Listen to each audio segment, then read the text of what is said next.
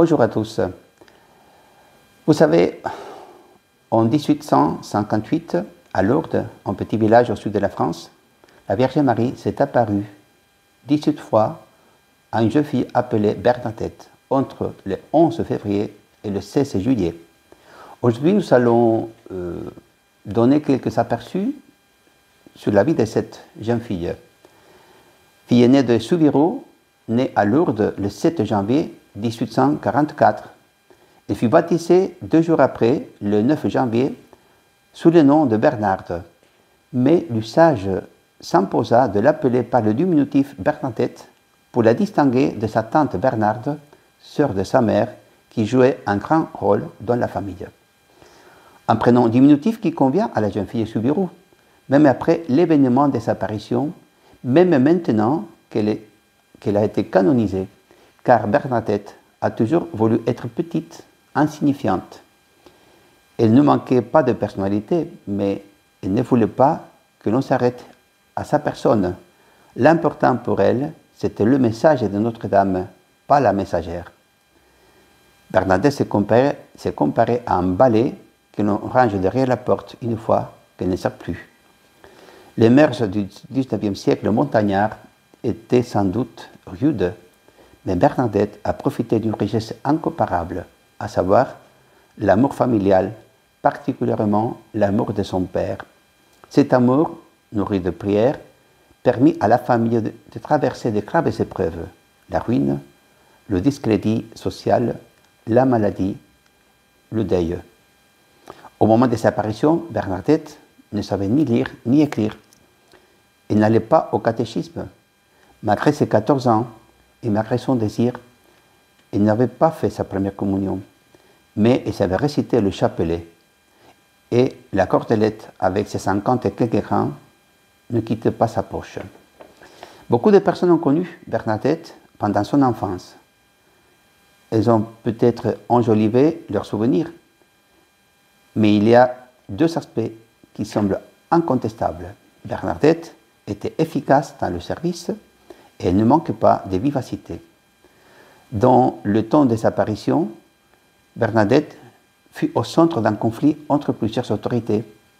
Celle de la dame qui lui demandait de venir chaque jour, celle des parents, du commissaire et des religieuses qui cherchaient de l'en dissuader, celle des prêtres qui se tenaient sur une prudente réserve. C'est un miracle que Bernadette n'ait pas perdu la tête, et ça montre sa personnalité. La vie de la jeune fille Soubirous ne s'arrêtera pas à la dernière apparition. En 1858, elle a 14 ans.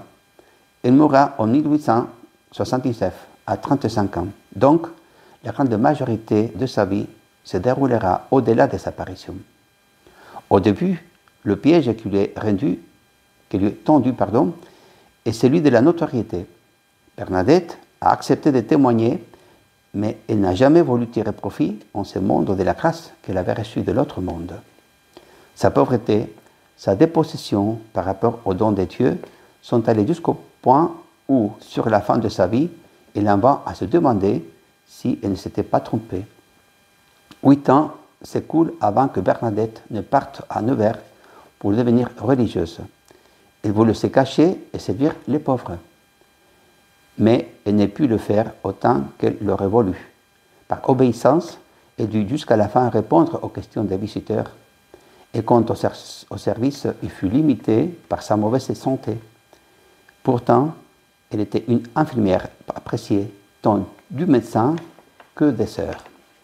On peut dire qu'en général, la vie de Bernadette fut austère, mais elle-même n'avait rien de triste. Elle répandait la joie et la paix, que ce soit au bénéfice de malades, des enfants ou des jeunes religieuses. Dès qu'elle put communier, Bernadette sera nourrie régulièrement de l'Eucharistie. Sa première communion eut lieu peu avant la dernière apparition, et à cause de sa ferveur, Bernadette obtint de communier fréquemment à une époque où la communion était rare. En s'approchant de sa mort, durant ces nuits d'insomnie à l'infirmerie de Nevers, elle regardait une image de la consécration et s'unissait aux messes célébrées à cet instant en tel ou tel point de la terre. unie au Christ dans sa passion et faisait de sa vie une offrande vivante et sainte. Elle disait, sur mon lit, avec mon crucifix, je suis plus heureuse qu'une reine sur son trône. Et ailleurs, travaillons pour le ciel. Le reste n'est rien. Bernadette meurt à Nevers le 16 avril 1879 et son corps repose dans la chapelle des Sœurs de Nevers. Il sera canonisé en 1933. Que Dieu vous bénisse.